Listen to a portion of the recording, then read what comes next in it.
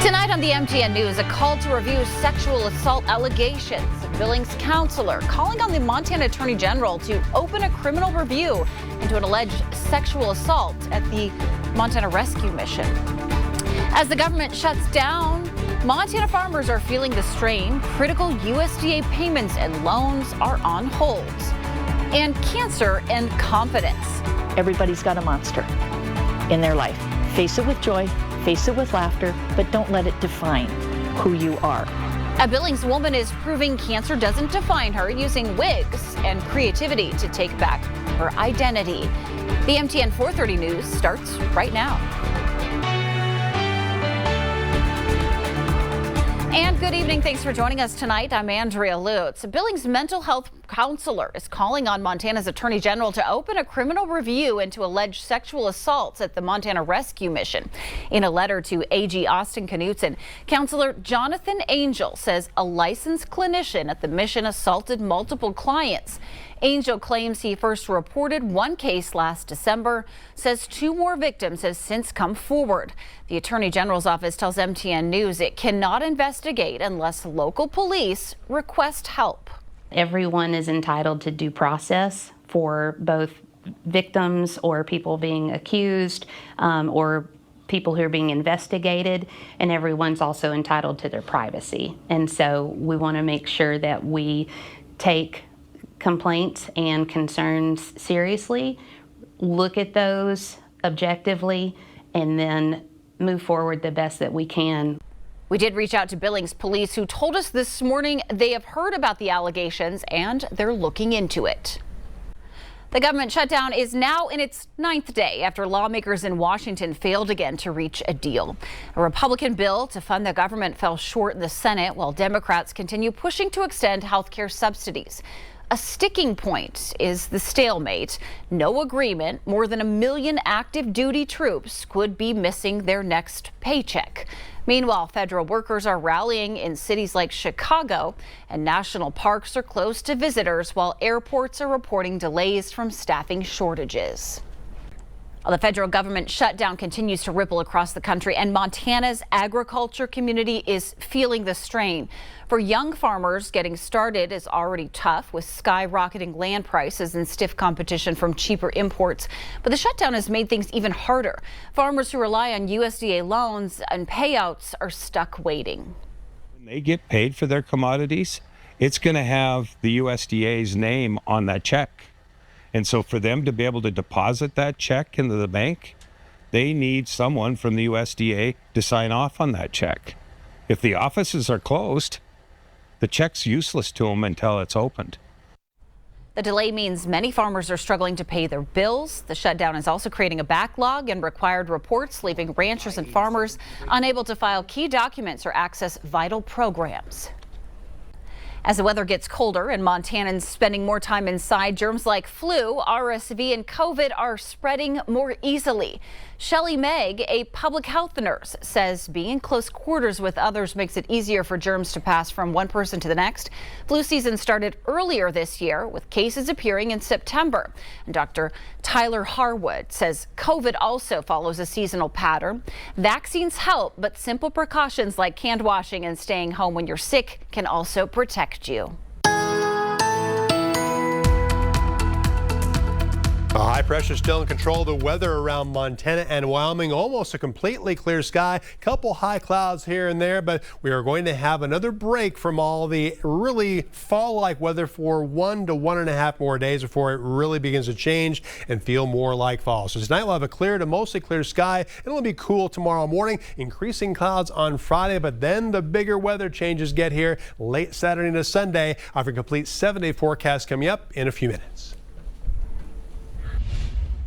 Israel and Hamas are a major step closer to ending their 2-year-long war after reaching a deal which calls for Hamas to release all remaining hostages and for Israel to withdraw its troops to an agreed-upon line. Natalie Brand reports from the White House, where President Trump spoke about the breakthrough at his cabinet meeting.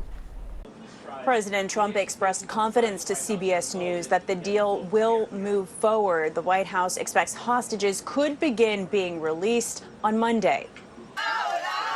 From Hostage Square in Tel Aviv To the streets of Khan Yunis and Gaza, an outpouring of joy and relief as Israel and Hamas have agreed to the first steps to end the war. President Trump celebrated the breakthrough in negotiations while meeting with his cabinet today. And I think it's going to be a lasting peace, hopefully an everlasting peace. Peace in the Middle East. We secured the release of all of the remaining hostages, and they should be released on Monday or Tuesday. Late last night, the president spoke to a group of hostage families by phone. The hostages will come back. They're all coming back on Monday.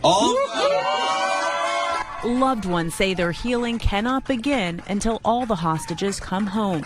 The president says in phase 1 of the plan, Israel will withdraw its troops to an agreed upon line, and then all remaining hostages, including the deceased, will be released in coming days. Israel will also release some Palestinian prisoners.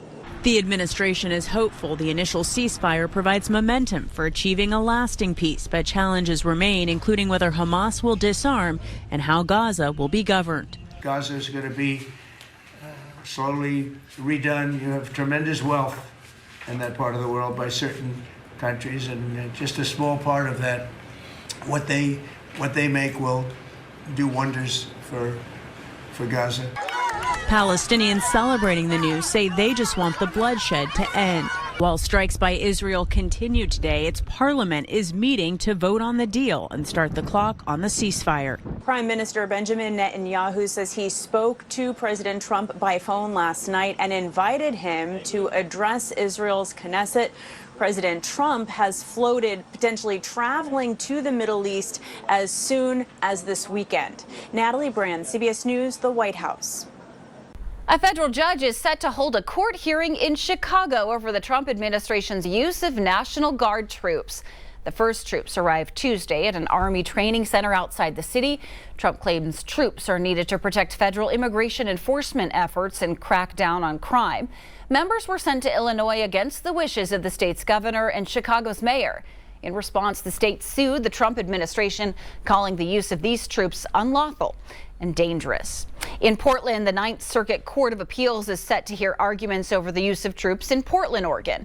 The Department of Justice recently appealed an order by a federal judge to temporarily block the Trump administration's use of National Guard troops in Portland, and is also to prevent federalized Guard members from coming to the state's largest city to address ongoing protests at an immigration processing facility there. Trump has called Portland a war zone in his justification for sending troops. Prices for everyday goods are climbing up nearly 2%. Experts say new tariffs are partly to blame. Holly Furfer shows us how steel and aluminum costs are trickling down to your wallet. Unless you're an avid DIYer or in the construction industry, you probably don't give them a lot of thought. Fasteners.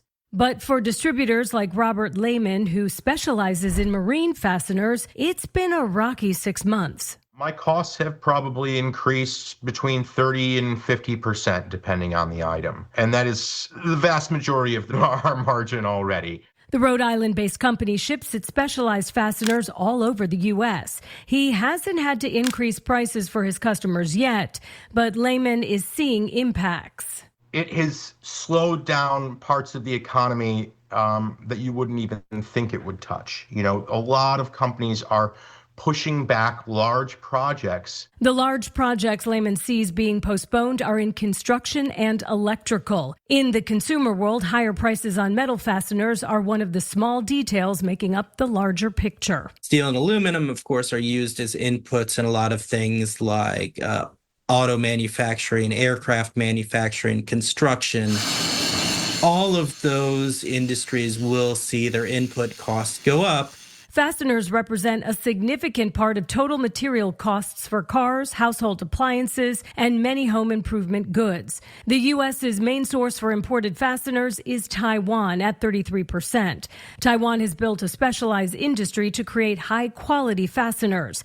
It's one of the reasons Lehman sources some products from there. A lot of companies have done this, and a lot of importers have done this because ultimately they see foreign producers as being cheaper or higher quality or some combination of the two. Before the tariffs implemented this year, Lehman tried to source more materials from the U.S. Unfortunately, the manufacturers in the United States don't always have the equipment. They don't have the expertise. And even when they do, the raw materials are tariffed as well. Holly Furfer, Scripps News Group, Atlanta. It's, of course, a big week for Zoo Montana, a brand new chapter in leadership and a major milestone in animal conservation. Zoo Montana officially earned reaccreditation from the Association of Zoos and Aquariums, the gold standard for animal care. It's a rigorous process every 5 years, and staff say it reaffirms their commitment to the highest standards. And the zoo also announced Jessica Hart as its permanent president and CEO. She's served in that role as an interim basis since February following Jeff Ewelt's departure. Leaders say these milestones mark a new era for the zoo, one that brings building a new animal health center. So far, Zoo Montana has raised nearly $2 million of its $3.9 million goal.